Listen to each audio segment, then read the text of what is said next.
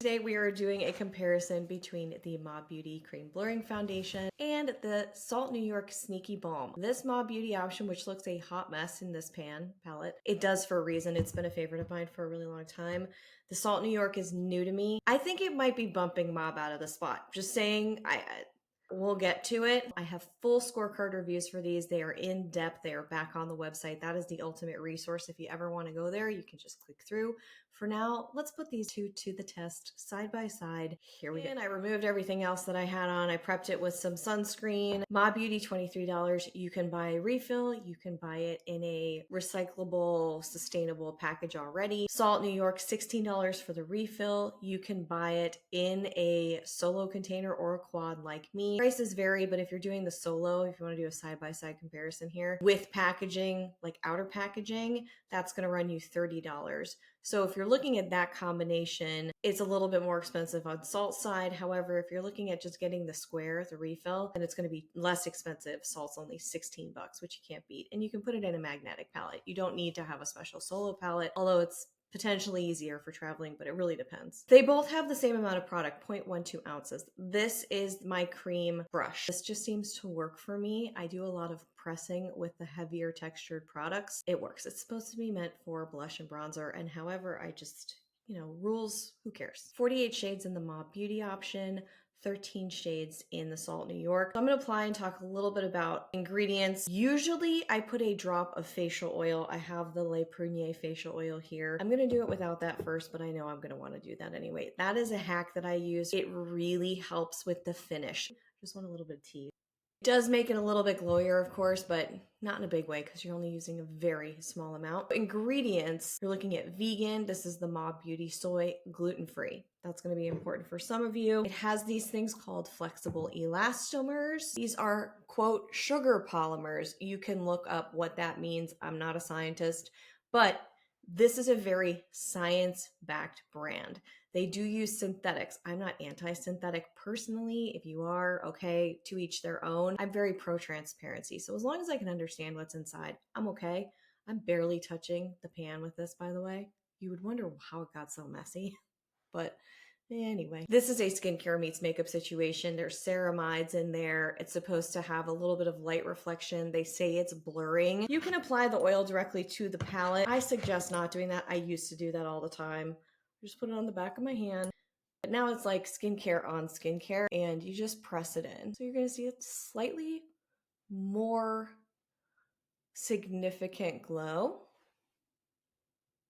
but it's not wildly glowy. It's not like a dewy situation. It is a thinner formula.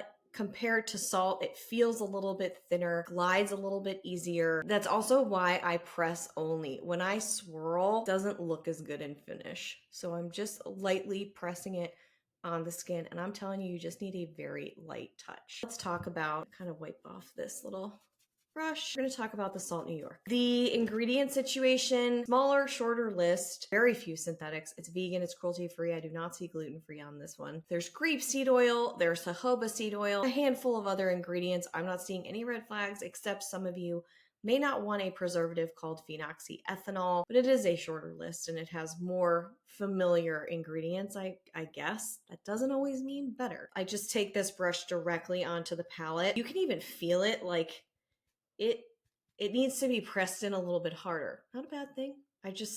Little things that I pick up on. It's really random. But it is very forgiving for the product being what I think is thicker. Look at that opacity. This I could swirl, and for some reason, I have to try so hard to mess up the finish. This is a Sneaky Balm is the name of the product. The shade is a little more neutral than I normally get. I actually like the one with the pink undertone a lot.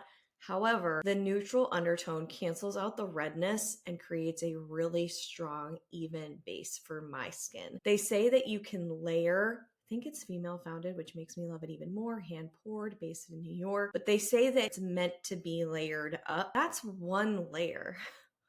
So the Mob Beauty is called a foundation. This is called a balm. You tell me, are you seeing a big difference in coverage here?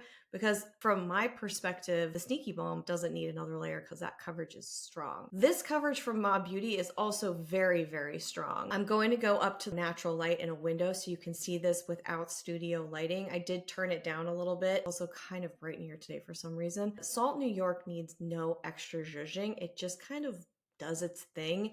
And like I said, is very forgiving. We already touched on coverage here, so we're looking at a little bit easier application on the salt side, a little bit better coverage if you like a fuller coverage product. Finish for the Mob Beauty. Build it up here. It does melt into the skin. It is slightly fussier. The only reason I'm saying that is because I'm comparing it to one that has no fuss to it. The more I try, the more I realize like what good really can be and what bad really can be as well. So it's a little fussier, but it is such a high bar at this point. It doesn't really stand out for me for blurring. I'm not seeing minimized pores or anything like that. If I want real blurring on either of these, I do take a powder to it. Both of these lay well with powders. The Salt New York lays better with powders in my experience than the Mob Beauty. So the fuss that I mentioned here is sometimes if I don't really look at it, I can see some streaking. I don't see pinpoint pores. I don't see polka dot pores, whatever you want to call it,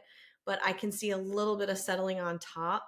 So that oil really does come in handy there, but it's still a slightly fussier experience. It's also a little glowier, a little dewier, even without the oil. I did add it, but this is a little bit dewier.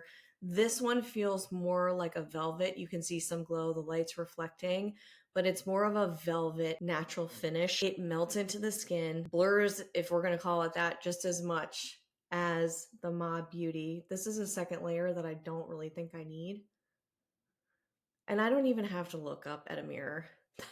This is one of those where like if you're busy and you just need to even out your skin really fast and you have this in your bag, for me, I would just be able to apply it and not think twice, which is chef's kiss. I love that. Finally, wear test. They were both very strong wear tests. They both did a good job. I might be able to ding the Mob Beauty slightly because of some settling, some issues on top. Very, very strong wear test regardless of that compared to other cream products that I've tried, even complexion or foundation sticks. This is the powder that I would potentially use here. So this is the RMS Beauty powder. I don't really do this often, but I don't like wearing too much makeup. That's a personal call.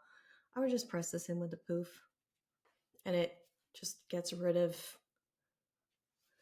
any oil. Side-by-side comparison. So this is the Mob Beauty.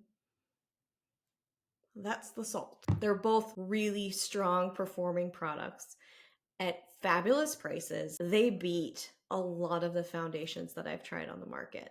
Not all of them, but for a creamier foundation, even some liquid ones, they're so easy to work with. Like even the Mob being fussy, it's so much easier than so many other products that I've tried. These just don't get a lot of play out there. I know they've been on some best of lists. They need to be on more, specifically Salt New York. For me, my final verdict here, and I can't believe I'm saying this, but I think I'm going to go with Salt New York as my personal winner. At this point, I want to try more shades of this because I'm just curious, because I'm just naturally curious. But it is a very, very close battle. So I think this is going to bump this one out of the mix. You tell me, what do you think? So we're looking at Mob over here. We're looking at Salt over here. You saw the application, saw it go on, how it went on, and the finish. Full wear test and details are back on the website, but if you've tried either of these, again, please let us know in the comments. I love to hear from you. I love having more than an opinion of one. If you found this review helpful and you'd like to see more like it, continue to support the channel by hitting that like button. It is a small thing that goes a very long way over here, so thank you for that, and I'll see you right back here with more honest reviews very soon. Bye.